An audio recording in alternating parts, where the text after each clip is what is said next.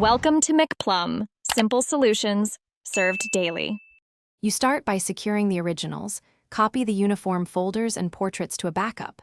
Next, get the right tools. Unity Asset Bundle Extractor to open assets, BepInEx to load mods, and a texture editor for edits. Once done, create a clear mod folder structure that mirrors the game's paths so replacement is painless. Make sure the mod loader is enabled before you change anything. That way you can test iteratively, without corrupting the main install or losing your backups. Now open the asset bundles and find the uniform textures and any model meshes. In your editor, modify the base color, add details on a separate layer, and preserve alpha channels and original resolution for clarity. If you change trim or sleeves, check UV alignment and adjust the mesh only if necessary.